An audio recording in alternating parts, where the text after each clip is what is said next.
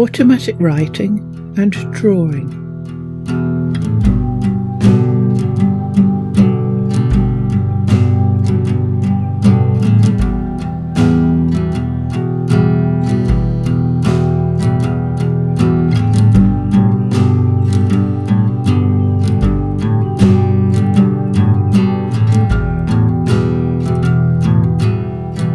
Automatic writing, or psychography, is writing produced whilst in a trance or semi-hypnotised condition. Automatic drawings are drawings done the same way. The person does not control the writing implement or its movement across the paper, either because they're not conscious or are only semi-conscious. The words may be legible or not. Drawings can be anything. The phenomenon has been explained by saying it could be telepathy with another living person, telepathy with a disembodied spirit, a dead person, temporary, hopefully, possession of the person's inactive mind by a wandering spirit, which is either alive, in which case this would be possession by a person in an out-of-body state, or dead.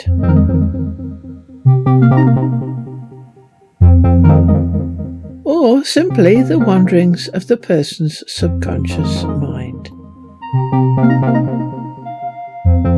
I think we can gather from this that no one really knows, but a single case could be any one of these. Automatic writing and the use of a Ouija board are very similar. One is with a planchette, writing is directly via a pen. But both are looked on as potentially dangerous, in that possession can be by spirits of an incredibly evil disposition, and you run the risk of permanent possession. Shamanism and spirit possession in Chinese modernity, some preliminary reflections on a gendered religiosity of the body. Mayfair Yang, Religious Studies Department, University of California, Santa Barbara. In 2010, in Xiamen, Fujian, I chatted with an old man who told me that he was chosen by the god to take up the planchette, a forked wooden cutting of a tree which the medium held in his hands to write out the characters for the possessing god's utterances. The strange thing about it was that up until then he was illiterate.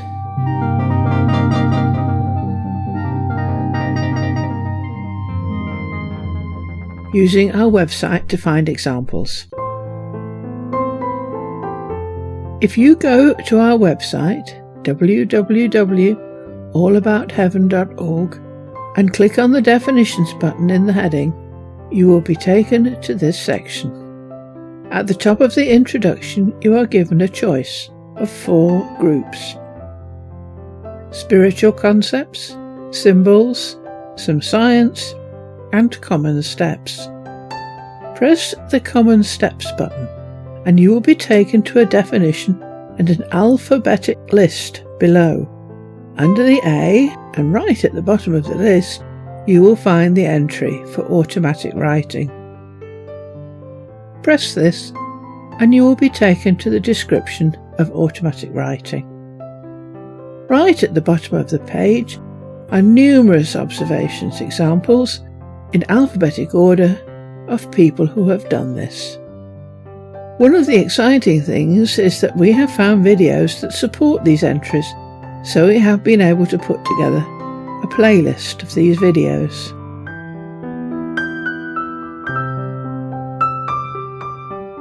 Examples and the playlist. Matthew Manning was able to both write automatically and draw, and the drawings were in the style of some very famous artists. There are 2 videos about him in the playlist.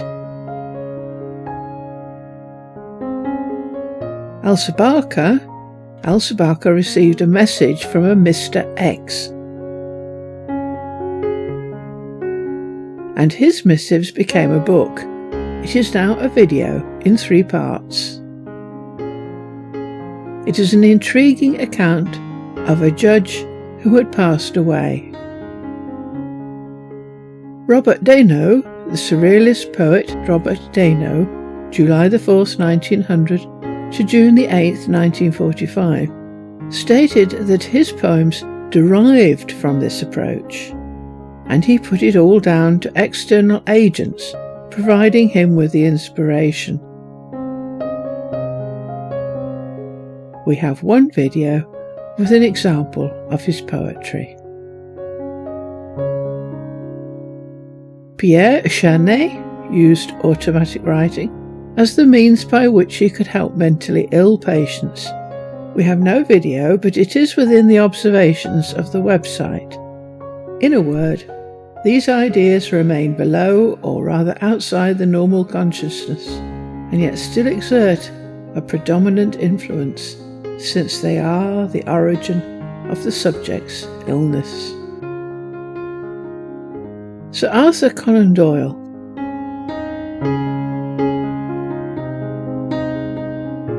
The writer believed automatic writing occurs either by the writer's subconscious or by external spirits operating through the writer. A very, very short extract of his book, The New Revelation of 1918, is in one of the videos. The remaining videos are contemporary accounts of contacting spirits and how to do it.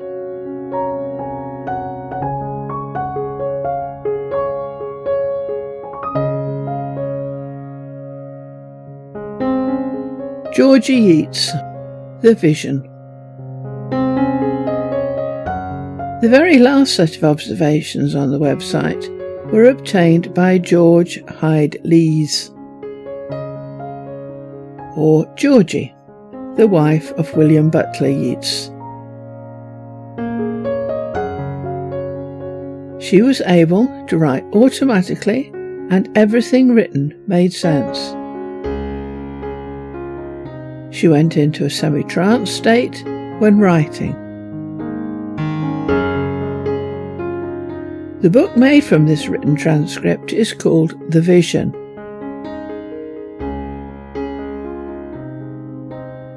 And it is one of the few records that exist of the Great Wheel.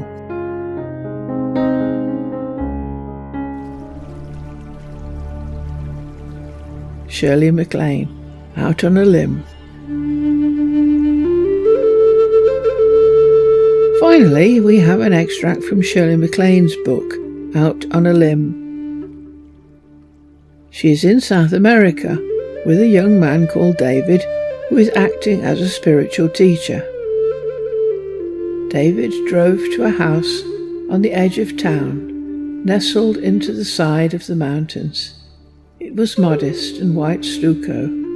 There were wild flowers growing against the walls. A young girl answered the door and welcomed David as though she knew him. He explained that we'd like to see her mother. She nodded and said her mother had been working on her Sanskrit texts all morning. Sanskrit? I asked. What is a Peruvian woman in the Andes doing with a Sanskrit? She doesn't understand either, said David. She's never had any education in Sanskrit, doesn't consciously know how to read it or write it, but she goes into a trance and the automatic writing starts to flow through her fingers.